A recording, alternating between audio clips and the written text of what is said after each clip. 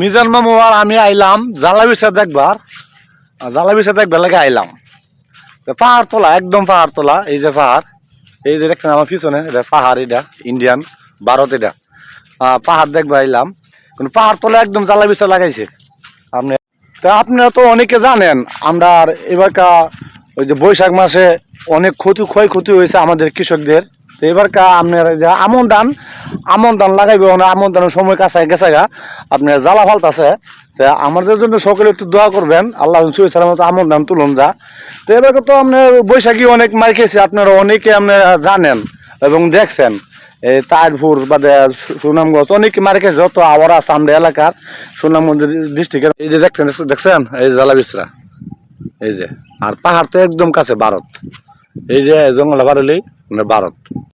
এই যে অত কষ্ট করিয়া এই জ্বালা ফালাইয়া এবং আমন ধান লাগাইয়া যে কোনো গৃহস্থ ভাই যদি এত কষ্ট করে পড়া, যদি আল্লাহ তালা যদি শুরু চালা না তুলবার দে ভাই, কিছু করার আছে? হ্যাঁ বলুন তো ভাই।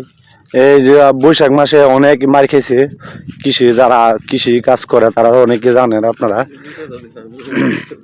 এই যে বিছরা জ্বালা বিছা দেখেন, জ্বালা তৈরি হয়েছেই না, শেষ দেখেন বলা অর্ধেক দেখা যায় হয়েছে না। এই যে আমার রহিম মামার বিছরা আছে, এটা আমার রহিম মামার বিছরা। এটা রহিম মামা, তুমি যদি দেখো তোমার বিছরা দেখা যায় খুব ভালো হবে তোমার বিছরা। এটা দেখছ, জানি তুমি ভিডিওটা দেখবা, আমি জানি।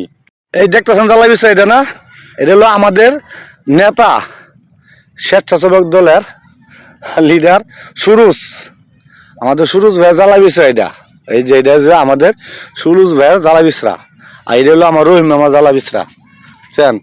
আর এই যে খাল লইছে যে মিজান মামু, এটা হলো গিয়া বরর, মানে নুরজামাল বরর, এটা জ্বালা বিছরা হয়েছে।